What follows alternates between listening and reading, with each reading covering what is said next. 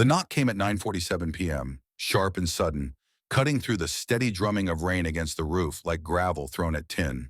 Ethan Walker froze in the narrow hallway of his small Portland house, one hand still resting on the bedroom doorframe. Inside, his daughter Lily slept curled around her stuffed rabbit, her breathing slow and even, the soft glow of a nightlight casting gentle shadows on the walls. He had just finished reading her favorite book for the third night in a row. The same one, the same voices, the same ending she refused to let him skip. His life had become predictable, contained, carefully quiet. Work at the auto shop, groceries on Fridays, Lily's school drop-offs, dinner, bedtime stories, repeat. It wasn't exciting, but it was stable, and stability was everything when you were raising a 6-year-old alone. The knock came again. Ethan frowned. Nobody ever came by this late. He wasn't expecting friends. He didn't really have any, and the neighbors knew better than to stop in after dark.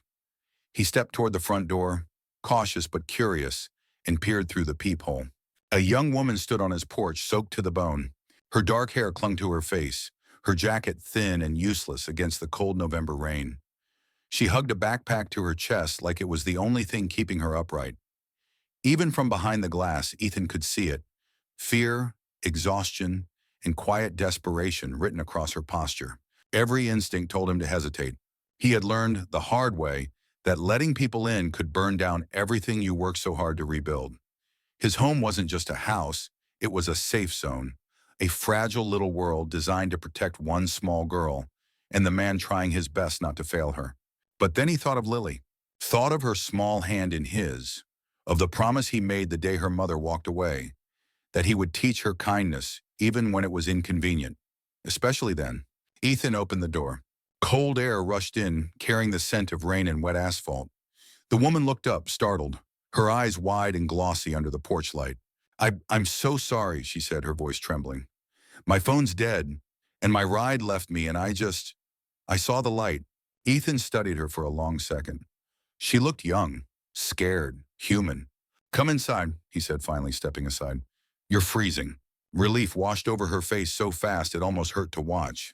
As she crossed the threshold, dripping rain onto the worn welcome mat, Ethan had no way of knowing that this single, ordinary decision, the kind people forget by morning, was about to crack open the life he'd carefully sealed shut.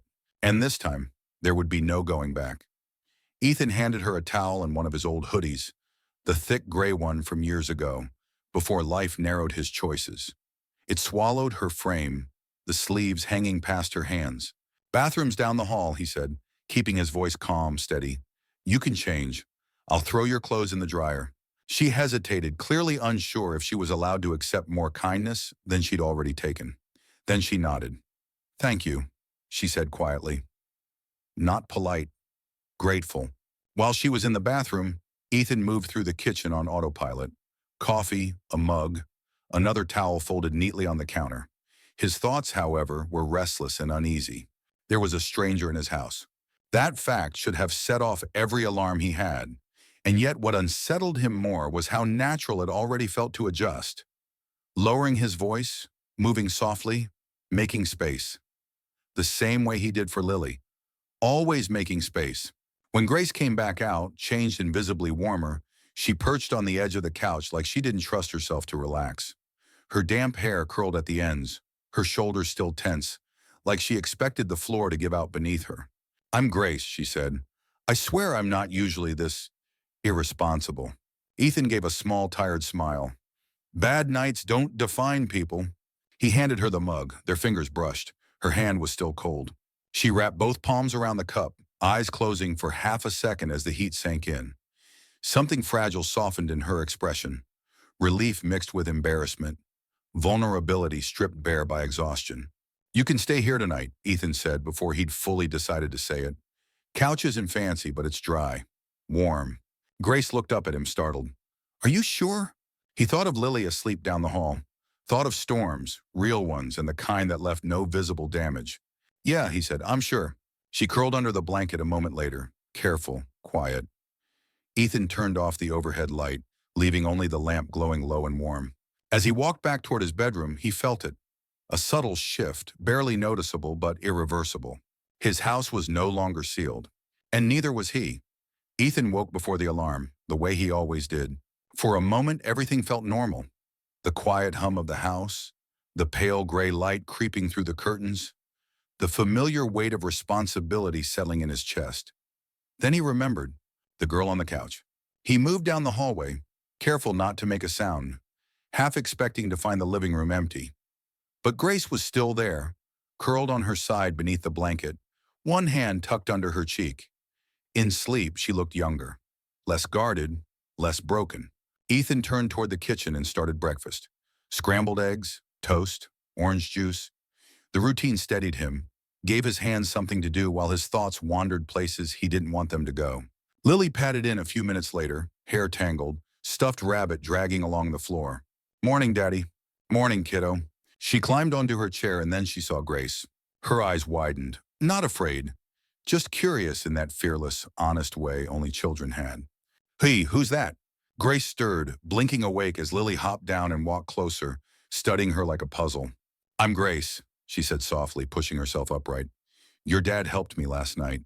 Lily considered this. "Were you cold?" Grace smiled. "Very." Without hesitation, Lily grabbed a rabbit and held it out. "You can borrow him. He's good at keeping people safe." Something tight in Ethan's chest loosened. Grace accepted the rabbit like it was something precious. "Thank you. I'll take good care of him." They sat at the table together a few minutes later. Lily talked about school, about her teacher, about how rabbits liked carrots but not broccoli. Grace listened, not distracted, not polite, but fully present, laughing at the right moments, asking questions like, Lily's answers mattered. Ethan watched from across the table, coffee growing cold in his hands. The house felt different, lighter, warmer, alive in a way it hadn't been in years, and that scared him. Because warmth led to attachment, attachment led to loss. Grace glanced up and caught him staring. Their eyes met, and for a brief, unguarded second, Ethan felt it. Not attraction, not love. Something quieter. Hope. And he knew deep down that hope was the most dangerous thing of all. Grace left that morning with a quiet thank you and a promise she didn't quite say out loud. Ethan watched her walk down the driveway, her backpack slung over one shoulder, the misty Portland air swallowing her up like she'd never been there at all. He told himself that was it. A strange night. A decent thing done. Life returning to its narrow, manageable lanes. 3 days later, his phone buzzed while he was elbow deep in an oil change at the shop. "Grace, hey, this might be awkward, but I was wondering if you and Lily would want to get coffee sometime." "My treat." Ethan stared at the screen longer than necessary, grease-stained fingers hovering. Coffee was harmless. Coffee was public. Coffee wasn't a door opening. It was just a pause. He typed back, "Sure." Saturday morning arrived crisp and gray, the kind of Pacific Northwest day that smelled like wet pavement and fresh starts. Ethan pulled up outside the small neighborhood cafe with Lily bouncing in her booster seat, already talking a mile a minute. Grace was waiting outside, 2 drinks in her hands. "One hot chocolate," she said, kneeling to Lily's level. "Extra whipped cream. I'm not a monster." Lily gasped, "Daddy, she's funny." Ethan took the coffee Grace offered. Black, 1 sugar. He hadn't told her that, but she'd guessed. They walked to the nearby park, Lily running ahead toward the swings. Grace sat beside Ethan on a cold metal bench, close but not touching, her energy tentative yet hopeful. "I kept thinking about your house," she said. "It felt safe, like the world couldn't get in." Ethan nodded slowly. "That was kind of the point." Grace watched Lily laugh as she flew forward on the swing. "I don't think I've ever lived anywhere that felt like that." Something settled between them. Not romance, not yet. Something gentler. Recognition. Coffee turned into conversation. Conversation into time slipping by unnoticed. And when Lily asked, "Can Grace come over for dinner?" Ethan heard himself say yes before fear could stop him. As they walked back toward the cars, Ethan realized something unsettling. This wasn't just coffee. It was an invitation. And somehow he'd already accepted it.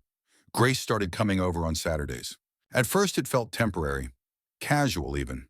She'd show up mid-morning with coffee for Ethan and a paper bag of donuts for Lily, apologizing like she was intruding on something important. Ethan always told her it was fine, even as part of him stayed alert, guarded, waiting for the moment she'd stop coming. But she didn't. Week after week, Grace slipped into their routine with a gentle, unassuming presence. She sat on the living room floor with Lily, helping her draw crooked houses and lopsided animals, praising every attempt like it mattered. She laughed easily, openly, the kind of laughter that filled empty rooms and stayed behind after it faded. Ethan watched from the kitchen more than he meant to. He noticed the small things. The way Grace remembered Lily's favorite cereal. The way she washed dishes without being asked. The way she listened, really listened, when Ethan talked about work, about stubborn engines and long days. Like those details weren't boring, like he wasn't boring. By Sunday evenings, her absence felt louder than her presence ever had. Lily started asking questions. Is Grace coming next weekend? Can Grace stay for dinner again? Does Grace like pancakes or waffles better? Ethan answered carefully, always carefully, because he could feel it happening. The house, once contained and controlled, was changing. The silence no longer felt safe, it felt lonely. Grace brought color into rooms Ethan had painted neutral on purpose. She brought warmth into spaces he'd learned to keep cool, untouched. One Sunday afternoon, while Lily napped on the couch, Grace sat beside Ethan, knees tucked under herself, watching rain streak down the window. "You've built a good life here," she said softly. "It's not flashy, but it's real." Ethan swallowed. "Real's all I can manage." Grace smiled, not sad, not pitying, understanding. And in that quiet moment, Ethan realized the truth he'd been avoiding. Grace wasn't visiting anymore. She was becoming part of the weekend. And if he wasn't careful, she'd become part of something much harder to lose. The night it finally happened didn't feel dramatic. No thunder, no music swelling at the edges of the room. Just rain tapping softly against the windows, and Grace standing in Ethan's living room with her arms folded tight around herself. Eyes glassy, breath uneven. "I had a bad day," she said. Not dramatic, just honest. Ethan didn't ask for details. He handed her a mug, watched her fingers shake as she wrapped them around the warmth. She sat on the couch, shoulders tense, like she was bracing for something to fall apart. "They don't think this is real," Grace said quietly. "My parents. They think I'm wasting time, that I'm hiding." Ethan sat across from her, elbows on his knees, heart heavy with a familiar ache. He recognized that look, the one that came from being told over and over that what you wanted didn't count. "You're not hiding," he said, voice firm. "You're building something that actually feels like yours." Grace looked up at him then, eyes bright with unshed tears. "How do you always know what to say?" He didn't answer. He just reached out. The moment his arms closed around her, Grace broke. She cried into his chest, sharp and quiet, like she'd been holding it in for too long. Ethan held her, steady and protective. Every boundary he'd drawn suddenly blurred. When she pulled back, their faces were close, too close. "This is a bad idea," Grace whispered. "Probably," Ethan said. Neither moved away. The kiss was slow, careful, loaded with restraint and relief, like both of them were testing the ground beneath their feet. It wasn't reckless. It was overdue. When they finally separated, reality rushed back in. Ethan exhaled, running a hand through his hair. "I have a daughter. I can't—" "I know," Grace said quickly. "I don't want to mess this up." Silence stretched between them, heavy but honest. "We should stop," Ethan said. Grace nodded. "We should." They didn't. They just sat there instead, close but not touching. The space between them charged with something fragile and dangerous. Because crossing the line wasn't the scariest part. The scariest part was knowing neither of them wanted to go back. The message came on a Thursday afternoon. "Grace, my parents are coming to Portland. They want to meet you." Ethan read it twice, then a third time, his stomach tightening. That evening, Grace sat across from him at the kitchen table, hands clasped, posture stiff in a way he hadn't seen before. The ease she'd grown into over the past weeks was gone, replaced by something nervous, guarded, and small. "They don't know what this really is," she said. "To them, it's a phase, a mistake." Ethan leaned back in his chair, forcing himself to breathe. "And what do you want it to be?" Grace hesitated. That pause said everything. The next night, the knock on the door sounded different than it had weeks ago. Heavier, final. Robert and Elaine Miller stepped inside like they owned the space. Robert's eyes moved quickly, too quickly, cataloging the worn couch, the children's drawings taped to the fridge, the scuffed floors that told stories no resume ever would. "So this is where you've been spending your time," Robert said, tone polite but sharp. Dinner was tense from the start. Small talk stumbled. Silence stretched. Robert asked about Ethan's job with the thinly veiled curiosity of someone inspecting a flaw. A mechanic, then, and Lily's mother? Not in the picture, Ethan answered evenly. Grace sat rigid beside him, shoulders tight. Then Lily spoke. She loves us, Lily said simply, swinging her legs under the table. Grace does. The room went still. Elaine's expression flickered. Surprise, something softer. But Robert's jaw tightened. This isn't appropriate, he said, standing. Grace, we're leaving. Grace looked at Ethan, fear flashing in her eyes. The girl who had seemed so sure just days ago suddenly looked cornered, conflicted, and torn in half. Ethan said nothing. He knew this wasn't his fight to finish. As the door closed behind them, the house felt smaller. And for the first time since Grace had knocked on his door, Ethan sensed it. The storm wasn't over. It was just getting started. They didn't let Grace come back inside. Ethan stood in the kitchen with Lily's small hand wrapped around his finger, listening to raised voices on the porch. Sharp, controlled, adult voices that sounded nothing like conversation. He couldn't hear the words, but he didn't need to. He could read the body language through the window. Robert's rigid stance, Elaine's crossed arms, Grace's shoulders slowly collapsing inward. Minutes passed, then more. Lily tugged at Ethan's hand. Is Grace mad at me? No, sweetheart, Ethan said quickly, kneeling to her level. None of this is because of you. The front door opened, but only Grace's parents stepped back inside. Robert didn't waste time. Grace is coming with us. Ethan felt the words hit like a punch. She's an adult. Not in any way that matters, Robert replied coldly. We're cutting off financial support. Her car, her credit cards. She can finish school, but after that, she's coming home. Elaine looked away. And you, Robert continued, eyes locking onto Ethan, will stay away from her. If you contact her again, I'll make things very difficult. For you and for your daughter. Silence filled the room, thick and suffocating. Ethan wanted to shout, to argue, to fight. But Lily was watching, so he said nothing. Outside, the car door closed. Ethan caught one last glimpse of Grace through the back window. Her face pale, eyes wide, lips trembling as she looked back at the house like she was being pulled from oxygen. Then the car turned the corner and was gone. That night, Lily cried herself to sleep, clutching the stuffed rabbit Grace had once borrowed. Ethan sat on the edge of her bed long after her breathing evened out, guilt pressing heavy against his ribs. His phone buzzed once. A message from an unknown number. Do not contact my daughter again. The house felt hollow, not quiet, hollow. And Ethan realized something terrifying as he turned off the lights.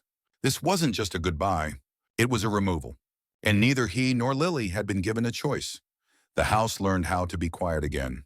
Not the peaceful kind of quiet Ethan had once worked so hard to protect, but a heavy, aching silence that pressed in from every corner. Grace's absence didn't announce itself. It lingered, in the empty space on the couch, in the untouched mug on the counter, in the way the weekend stretched long and colorless. Lily stopped asking about her after the first week. That was what hurt the most.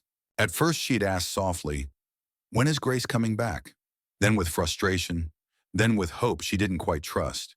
And finally she stopped altogether. Her drawings changed. The bright figures disappeared, replaced by scribbled rain clouds and people walking away. Ethan noticed everything and pretended not to. He went through the motions. Work, school drop-offs, dinner, bedtime, repeat. But everything felt muted, mechanical, hollow. Nights were the worst, when the house settled and his thoughts had nowhere to hide. One evening after Lily had fallen asleep, Ethan found the stuffed rabbit tucked under her arm, its fabric worn thin from too much comforting. Guilt settled heavy in his chest. He had done this. He had let someone in, let his daughter believe in something that couldn't stay. His phone buzzed late one night. An email, no subject line. I'm sorry. That was all.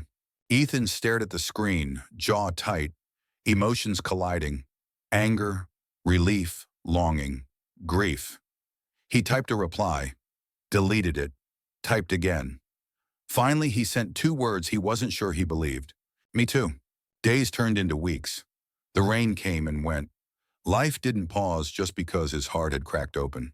And yet in the quiet moments, when Lily laughed at something small, or when Ethan fixed something broken at the shop, he felt it.